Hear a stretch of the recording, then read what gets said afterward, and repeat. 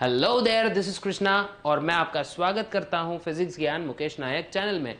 आज का जो चैप्टर है हमारा दोस्तों वो है डिजास्टर मैनेजमेंट। बड़ा सिंपल सा चैप्टर है लेकिन थोड़ी थोड़ी चीज़ें इसके बारे में पता होना हमको ज़रूरी है। कहीं ना कहीं हमारे ये मार्क्स कवर करके दे देगा, ठीक है।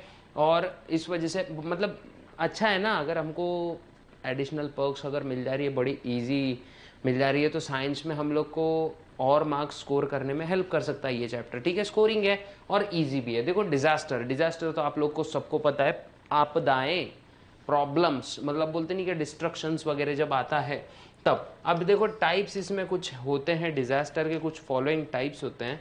तो इस चैप्टर में हमको सिर्फ ये देखना है भाई डिजास्टर क्या होता है, डिजास्टर के टाइप्स क्या होते हैं, और उसके बाद में क्या देखेंगे, डिजास्टर के टाइप्स होने के बाद में हम लोग देखेंगे कि इसको कैसे प्रिवेंट कर सकते हैं, हम लोग क्या क्या ऐसे काम कर सकते हैं जिसकी वजह से डिजास्टर ना कॉज हो, ठीक है। या फिर डिजास्टर अगर नेचुरल हुआ तो उससे कैसे बच सकते हैं हम लोग, ये हम लोग देखेंगे, ठीक है। तो डिजास्टर में देखो फर्स्ट आता है हमारा नेचुरल, है ना। नेचुरल डिजास्टर एक टाइप है हमारा, है नहीं। एक होता है biological,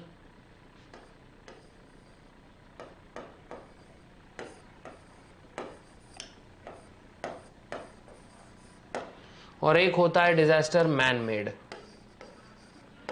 sir man made disaster कैसा होता है? अरे बिल्कुल होता है, जैसे टेररिज्म है, न्यूक्लियर वेपन के वॉरहेड्स का एक्सप्लोजन्स है, न्यूक्लियर अटैक्स है एक में के कंट्री पे, केमिकल वॉरफेयर्स है, अलग अलग टेररिस्ट ऑर्गेनाइजेशन के द्वारा किए गए हमले हैं। ये सब डिजास्टर नहीं है तो क्या है? देखो डिजास्टर आप लोग को बोलूँ ना मैं, ऐसी कोई भी चीज़ जो नॉर्मल लिविंग को डिस्टर्ब कर दे, ठीक है। ऐसा कोई भी काम जो नॉर्मल जनजीवन को क्या कर दे, डिस्टर्ब कर दे। मतलब कोई, अब मान लो ना यार, चैन अमन शांति से हम लोग जी रहे हैं और ये सब चीज़ें हमारी डिस्टर्ब हो गई, तो ये सीन जो होगा ना, जब ऐसा कुछ होता है तो इसी को हम कहते हैं डिजास्टर। ओके, आपको ये चीज़ समझ में आई होगी, ठीक है। अब नेचुरल डिजास्टर में क्या होता है? नेचुरल डिजास्टर मतलब क्या है? नेचुरल मतलब क्या? अरे यार ऐसे मतलब नेचर से होने वाला डिजास्टर, है ना। जैसे फॉर एग्जाम्पल इसमें फ्लड आ जाएगा। फ्लड मतलब बाढ़ आती है, उसके बाद में सुनामी है, समुद्री बाढ़ बोलेंगे इसको, सुनामी है, उसके बाद में वोल्केनिक इरप्शन है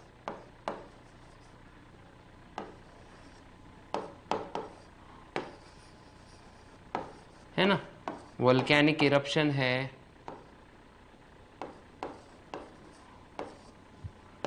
लैंडस्लाइड्स है,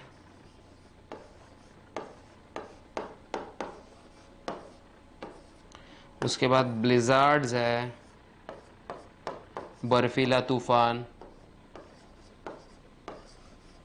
है ना, एक्सेट्रा। ये सब होते हैं नेचुरल डिजास्टर्स, ठीक है। बायोलॉजिकल डिजास्टर्स में क्या आएगा बच्चों? अब इसमें आएगा बायोलॉजिकल डिजास्टर में दो टाइप्स आते हैं, है ना। प्लांट से होने वाला, प्लांट से होने वाले डिजास्टर्स, और बाद में इन्फेक्शियस वायरस मतलब एनिमल डिजास्टर देखेंगे, है ना। ये सुन लो, प्लांट और एनिमल्स की वजह से होने वाले डिजास्टर्स होते हैं, ठीक है। ये लेक्चर्स कोशिश करेंगे अपन वन शॉट लेक्चर इसको खत्म करें कि ज़्यादा इजी है, मतलब बहुत इजी चैप्टर्स है, ठीक है। उसके बाद में मैन मेड डिजास्टर में क्या आएगा? टेररिज्म, सबसे खतरनाक डिजास्टर है ये पूरे सोसाइटी के लिए, है ना। टेररिज्म हो गया, उसके बाद में वॉर्स है, न्यूक्लियर अटैक्स है। देखो बाकी डिजास्टर्स का अटैक मतलब न्यूक्लियर अटैक से, देखो बाकी डिजास्टर से हम फिर भी बच जाते हैं, लेकिन क्या होता है बच्चों पता है क्या? नॉर्मल ये जो ह्यूमन की वजह से होने वाला डिजास्टर है ना, इससे बचना ना थोड़ा सा मुश्किल होता है। मतलब ये बहुत ही लॉन्ग लास्टिंग इम्पैक्ट डालता है हमारी सोसाइटी पे, ठीक है। ये बहुत ही ज़्यादा लॉन्ग लास्टिंग इम्पैक्ट डालता है सोसाइटी पे, और इससे उभरने को बहुत ज़्यादा टाइम लगता है as compared to natural disaster. Tsunami आ गई, जब पानी रिसीड करेगा तो वापस से जनजीवन अपने नॉर्मल इस पे आ जाएगा, नॉर्मल पाथ के ऊपर। लेकिन जब न्यूक्लियर अटैक्स वगैरह जैसी चीज़ें होती हैं तो कई सालों तक इस चीज़ के हमको नहीं क्या स्कार्स देखने को मिलते ही हैं। तो इसीलिए human caused disaster is the most dangerous disaster to this planet. और मान लो किसी समय अगर ऐसे ही वॉर छिड़ जाती है जिसमें पूरे न्यूक्लियर वेपन्स वगैरह का इस्तेमाल किया जाता है, तो हम लोग सोच भी नहीं सकते कि अर्थ रहेगी भी या नहीं। तो ऑलवेज मेरे को तो ऐसे ही लगता है कि नहीं यार, सब ने पीस और हार्मनी मेंटेन करके रखनी चाहिए, है ना। भले हमारे इश्यूज हो सकते हैं, मतभेद हो सकते हैं, लेकिन war is not the solution, जहाँ तक मुझको लगता है ना। लेकिन स्टिल कुछ लोग होते हैं जो सत्ता की भूख में क्या करते हैं, मतलब अपना अपनी राजनीतिक रोटियां सेकने के लिए ये नॉर्मल पब्लिक को क्या करते हैं, पूरी पूरी प्रॉब्लम्स में लेके आते हैं। और उनको ये भी नहीं समझता है कि आगे चल के इसका इम्पैक्ट क्या हो सकता है। क्योंकि कहीं ना कहीं अगर वॉर्स वगैरह होती हैं, देखो वॉर्स वगैरह अगर होती हैं तो मेन चीज़ क्या होगी, देखो यहाँ का एनवायरनमेंट तो ख़राब ही होगा, प्लस अगर समझो मान लेते हैं अगर ज़मीन ही ना रही तो फिर राज करेंगे किस पर, है ना। ज़मीन नहीं है, प्रॉपर एनवायरनमेंट नहीं है, तो राज करेंगे किस पर। ये बेवकूफ़ और अकल के अंधों को ये चीज़ समझ में नहीं आती है, ठीक है। तो ये पॉलिटिशियंस को भी समझना ज़रूरी है। और हाँ, जो भी ये जो टेररिज्म वगैरह फैला रहे हैं, जो रिलीजन ये वो को सबसे ज़्यादा ऊपर रखते हैं एज, क्योंकि यार सभी का एक कॉमन रिलीजन होता है अकॉर्डिंग टू मी, जो कि है कुदरत, है ना। अगर हम लोग कुदरत के साथ हैं तो चलो ठीक है, क्योंकि हमको जन्म भी वही दे रही है और हमको मरने के बाद में वही, उसी में हम लोग समा जाते हैं, है ना। तो रिलीजन्स के नाम पे, ज़मीनों के नाम पे, नेशनलिज्म के नाम पे जो भी जंग होती है, अकॉर्डिंग टू मी ये बहुत ही ज़्यादा गलत चीज़ है। और चलो चलता है, लेकिन हाँ एक चीज़ इंसान ने हमेशा हम सब ने मिल के याद रखनी चाहिए कि अगर कोई धरती ही नहीं होगी तो राज करेंगे कहाँ। तो एटलीस्ट वो सोचकर तो भी हम लोग ने धरती को एक्सप्लॉइट नहीं करना चाहिए और धरती को अच्छा बनाए रखने की कोशिश करनी चाहिए। और वो सोचते हुए मैं नहीं भाई कि हम हमारा ही घर तोड़ देंगे, और जब घर टूटेगा तो छत तो अपने ही सिर पे गिरेगी, क्योंकि हम अंदर रह के क्या कर रहे हैं, हथौड़ा मार रहे हैं घर पे। और जब घर टूटेगा तो छत हमारे ही सिर पे गिरेगी और तब हमारा एक्सटिंक्शन तय रहेगा।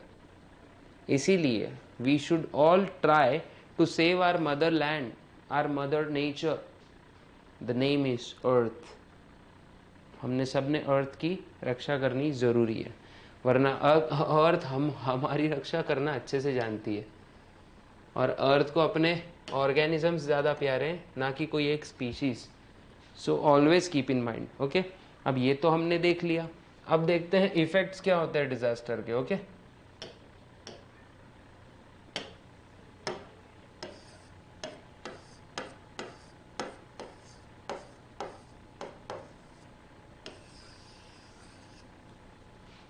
Effects of disaster. अब डिजास्टर के इफेक्ट क्या होते हैं, ज़्यादा टेंशन नहीं है। देखो सबसे पहली चीज़,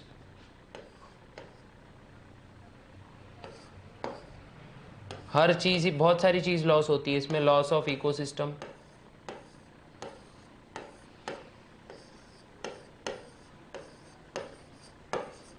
है ना, ठीक है, लॉस ऑफ इकोसिस्टम। उसके बाद में लॉस ऑफ प्रॉपर्टी भी होती है,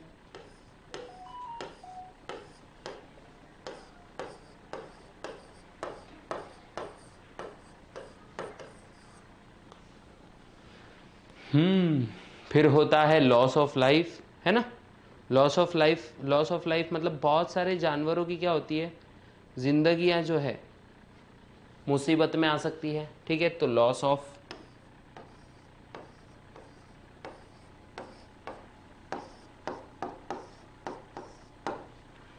सीवियर केसेस में अगर समझो बड़ा डिजास्टर है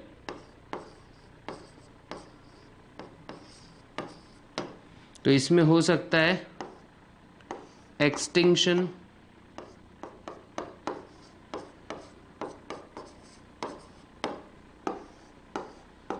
ऑफ स्पीशीज, कई सारी प्रजातियां इसमें एक्सटिंक्ट भी हो सकती हैं। इसमें होता है फॉरेस्ट को भी नुकसान पहुंच जाता है। जितने पॉइंट्स हम डिजास्टर के लिए ऐड करेंगे उतने कम रहने वाले हैं, ठीक है। फॉरेस्ट गेट्स हार्म्ड, है ना। इसमें हम लोग जितने ऐड करते जाएंगे ना पॉइंट्स, उतने सारे पॉइंट्स इसमें आते जाएंगे, ठीक है। ये अगर आप लोग को दिख रहा होगा तो समझ में आएगा कि एक डिजास्टर के इफेक्ट्स क्या क्या होते हैं, ठीक है। नॉर्मल जनजीवन एकदम रास्ते पे आ जाता है, ठीक है। उसके बाद अगर मैं बोलूँ, अगर हमने इफ़ेक्ट्स भी देखा, फिर एक बहुत बड़ी चीज़ होती है जो सब बहुत सालों तक भी नहीं जाती है, जिसको हम बोलते हैं ट्रॉमा। एक सदमा लगता है लोगों को, ठीक है।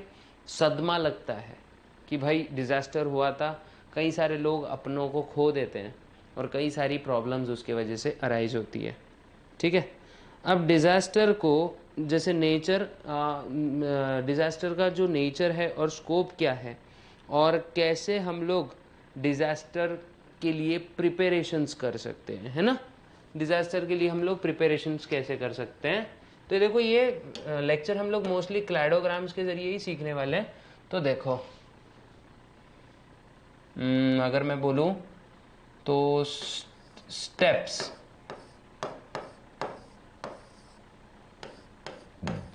टू फेस डिजास्टर, ऐसी कौन सी चीज़ें हैं जो हम लोग ने करनी चाहिए ताकि हमको डिजास्टर में, डिजास्टर के समय या डिजास्टर के पहले हम लोग तैयार हो सकें, ठीक है। ये हम लोग को देखना है। तो देखो कुछ फेजेस, अगर मैं स्टेप्स बोलूँ या फिर फेजेस ऑफ डिजास्टर बोलूँ, फेजेस ऑफ डिजास्टर मैनेजमेंट बोलूँ, ठीक है। तो इसको हम लोग क्या करते हैं, ज़रा सा ऐसा रब कर देते हैं, फिर डायरेक्टली क्या करते हैं, फेजेस ऑफ डिजास्टर मैनेजमेंट करते हैं, ठीक है। ओके, डायरेक्टली इसको हेडिंग देते हैं phases of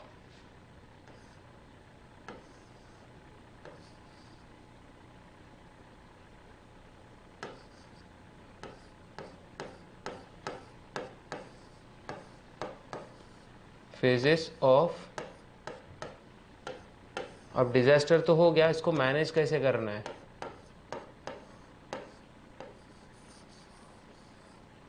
disaster management,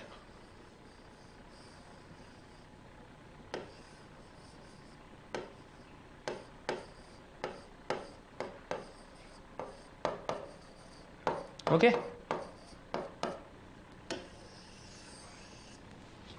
disaster management के क्या क्या फेजेस हो सकते हैं ये हम लोग को देखना है अभी, ठीक है। सबसे पहला फेज आएगा प्री डिजास्टर फेज। देखो क्या ऐसे जाएंगे हम लोग, सबसे पहले प्री डिजास्टर फेज।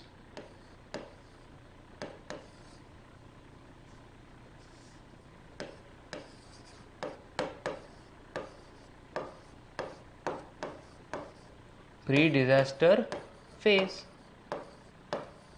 ओके। पहला आएगा प्री डिजास्टर फेज, दूसरा आएगा वार्निंग फेज। क्या आएगा बच्चों, वार्निंग फेज, जिसमें वार्निंग दी जाएगी कि नहीं भाई इम्पैक्ट के लिए रेडी हो जाओ कि ऐसा डिजास्टर आने वाला है ना। बिकॉज हमारे पास अब बहुत सारे सैटेलाइट्स वगैरह हैं, सब है, ताकि उस वजह से हमको क्या पता चल जाता है, ठीक है। इमरजेंसी फेज,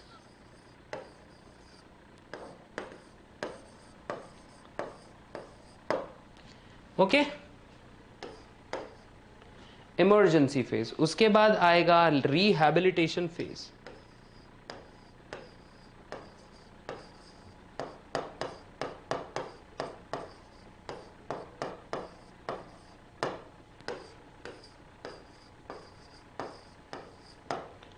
जहाँ पे सबको एक जगह दी जाएगी, फिर बाद में पूरे के पूरे नुकसान को रिकवर किया जाएगा, तो उसी से आता है रिकवरी फेज।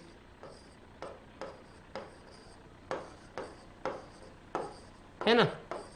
और लास्ट में आएगा फेज ऑफ रेजरेक्शन या फिर रिकंस्ट्रक्शन फेज।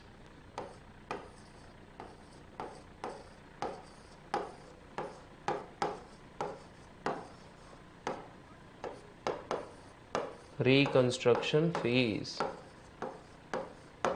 ओके, तो ये सब आने वाले हैं डिजास्टर मैनेजमेंट के स्टेप्स।